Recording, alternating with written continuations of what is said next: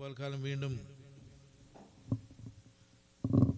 ആത്മാർത്ഥതയോടെ പുതിയ തീരുമാനങ്ങളുടെ ദൈവസാന്നിധ്യത്തിൽ നിന്ന് കടന്നു പോകുന്നൊരു പൽക്കാലമാക്കി കർത്താവ് തീർക്കട്ടെ.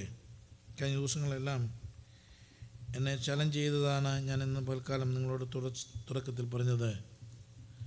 അലൻ ചോ എന്ന് പറയുന്ന 27 വയസ്സുകാരൻ,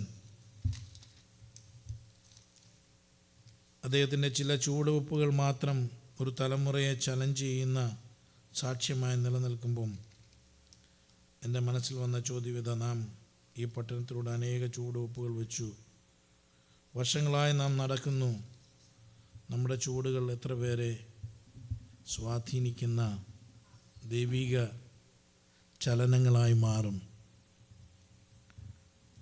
ഇനിയും സമയം പോയിട്ടില്ല ഈ പട്ടണത്തെ നേടുവാൻ. കർത്താവ് നമ്മളെ പ്രാപ്തരാക്കട്ടെ. ഞാൻ പറഞ്ഞത്, ഒരു ഐലൻഡിനെ കുറിച്ച് കേട്ട ഒരു വാർത്ത. താൻ തിയോളജിക്കൽ സ്റ്റഡീസിൽ പോകാൻ തന്നെ പ്രേരിപ്പിച്ചത് സെൻറ്റിനൽ ഐലൻഡിനെ കുറിച്ചുള്ള അറിവാണ്. നാം പലപ്പോഴും സുവിശേഷം കേട്ടിട്ടില്ലാത്ത രാജ്യങ്ങളെക്കുറിച്ച് പ്രാർത്ഥിക്കുകയോ ചിന്തിക്കുകയോ ഒന്നും ചെയ്യാറില്ല. 1040 വിൻഡോസ് നമുക്ക് അപരിചിതമാണ്. ഇന്ന് പകൽക്കാലം വീണ്ടും ഞാൻ ദൈവജനത്തോട് പറയട്ടെ, നമ്മൾ അർത്ഥവത്തായ ഒരു ക്രിസ്തീയ ജീവിതത്തിന് ഉടമകളായി മാറണം.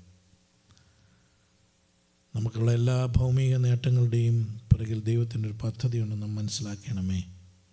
ദൈവം തരുന്ന എല്ലാ ഭൗമിക നന്മകൾക്ക് പിന്നിലും ദൈവത്തിനൊരു പ്ലാനുണ്ട്. അത് തിരിച്ചറിയുന്നതാണ് ഒരു ദൈവമനുഷ്യനെ, ഒരു ദൈവസ്ത്രീയുടെ ആത്മീകതയുടെ ഔന്നത്യം. എന്തിനാണ് ദൈവം നമ്മളെ ഇവിടെ കൊണ്ടുവന്നത്? എന്തിനാ എവിടെയൊക്കെ ജോലി തന്നു, എവിടെയൊക്കെ നിർത്തിയിരിക്കുന്നത്? കർത്താവിനൊരു പദ്ധതിയുണ്ട്. അതാരും നമ്മുടെ മിടുക്കല്ല.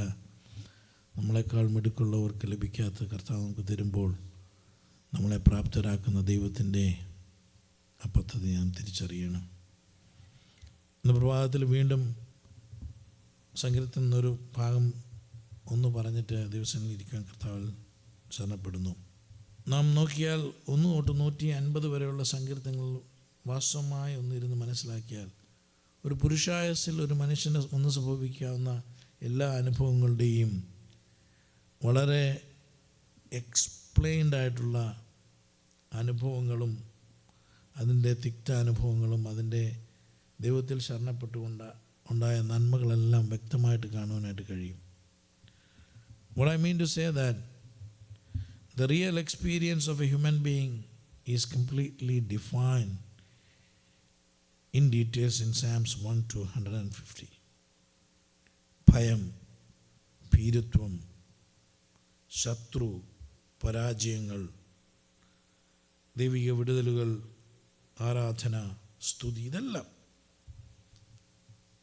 നമ്മൾ സങ്കീർത്തനത്തിൽ നോക്കുമ്പോൾ നിങ്ങൾ അതിൻ്റെ ഒരു ആകത്തുകയെ I just want to conclude with one thing.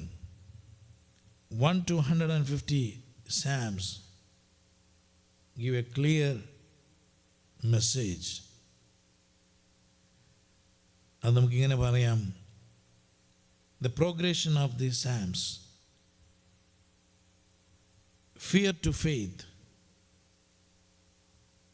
from cry to confidence and confidence to praise. നിങ്ങൾ നോക്കിക്കോ, സങ്കീർത്തനത്തിലെല്ലാം കാണാൻ കഴിയുന്നത് ഭീരുത്വത്തിൽ നിന്ന് വിശ്വാസത്തിലേക്ക്. ആ ഒരു അനുഭവം വെളിപ്പെട്ട് കഴിയുമ്പോൾ പലരുടെയും കരച്ചിലുകൾ ആത്മധൈര്യങ്ങളായി മാറുന്ന കാണാം. ആത്മധൈര്യം അവരെ ദൈവത്തെ സ്തുതിക്കുന്നവരാക്കി മാറ്റുന്നു. 13-ാം സങ്കീർത്തനത്തിൽ നാം അങ്ങനെ കാണുന്നത്. അതിൻ്റെ ആദ്യത്തെ ചോദ്യം ഇങ്ങനെയാണ്, how long will thou forget me O Lord? താൻ മറന്നുപോയോ ദൈവത്താൽ എന്നുള്ള ഭയത്തിൽ നിന്ന് സങ്കീർത്തനക്കാരൻ ദൈവത്തോട് ചോദിക്കുന്ന ചോദ്യങ്ങൾ, നീ എത്രത്തോളം എന്നെ മറന്നു കളയും? അത് കഴിഞ്ഞിട്ട് 3-ാമത്തെ വാക്യത്തിൽ ആ ഭയത്തിൽ നിന്ന് ഒരു തിരിച്ചറിവിലേക്ക് വരുമ്പോൾ കൺസിഡർ ആൻഡ് ഹിയർ മീ. അവിടെ ഒരു കരച്ചിലായി, ഭയത്തിൽ നിന്ന് ഒരു കരച്ചിൽ വരുന്നു. എന്നാൽ അതിൻ്റെ 5-ാമത്തെ വാക്യം ഇങ്ങനെ പറയുന്നത്, but I have trusted in thy mercy, my heart shall rejoice in thy salvation. ആ കരച്ചിലൊരു കോൺഫിഡൻസായി പിന്നെ മാറി നമുക്ക് കാണാൻ കഴിയും. അതിൻ്റെ അവസാന വാക്യങ്ങൾ, I will sing unto the Lord because he has dealt bountifully with me. ഈ ആകെ സങ്കീർത്തനത്തിൻ്റെ കൺക്ലൂഷൻ നമുക്ക് ഈ സങ്കീർത്തനത്തിൽ കാണുവാൻ കഴിയും.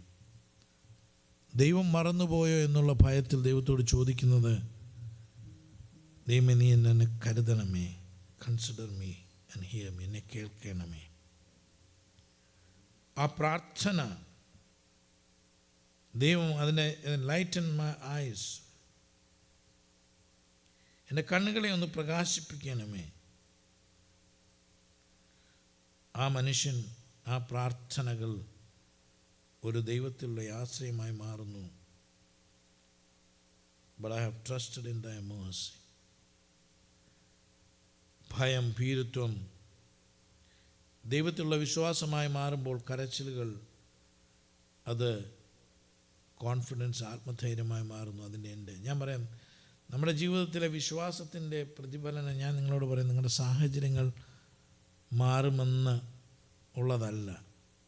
The real faith, the reflection of the real faith is your connection, the changes in your connection with your God. നിൻ്റെ ദൈവവുമായ ബന്ധത്തിൽ നിനക്ക് വരുന്ന വ്യതിയാനങ്ങൾ നിൻ്റെ വിശ്വാസത്തിൻ്റെ പ്രതിഫലനമാണ്. നാം ദൈവത്തിൽ ആശ്രയിക്കുമ്പോൾ, ദൈവത്തിന് നമ്മുടെ ആശ്രയം വയ്ക്കുമ്പോൾ നമ്മുടെ പ്രാർത്ഥനാ ജീവിതം കൂടുന്നതിൻ്റെ കാരണം എന്നാണെന്നറിയാമോ? That's a reflection that your connection with God is become more strong. നിങ്ങൾ വേദപുസ്തക ധ്യാനത്തിനായി കൂടുതൽ സമയത്തിലേക്ക് നിങ്ങൾ മാറുന്നതിൻ്റെ കാരണം വിശ്വാസം കൂടുന്നതുകൊണ്ട്, സാഹചര്യം മാറിയത് കൊണ്ടല്ല. ദൈവത്തിലുള്ള വിശ്വാസം കൂടുമ്പോൾ ദൈവമായുള്ള ബന്ധത്തിൻ്റെ ആഴം വർദ്ധിക്കും.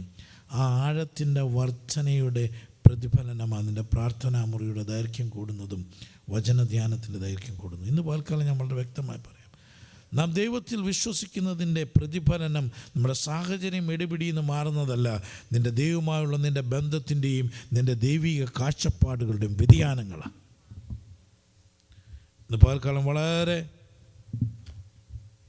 ഹൃദ്യമായി പരിശുദ്ധാത്മാവ് നമ്മളോട് ചോദിക്കുന്നത്, നമ്മുടെ വിശ്വാസത്തിൻ്റെ അളവിൻ്റെ വർധന ഓരോ ദിവസവും കൂടുന്നുണ്ടോ, അതോ നാം പഴയ പോലെ പോകുന്നു?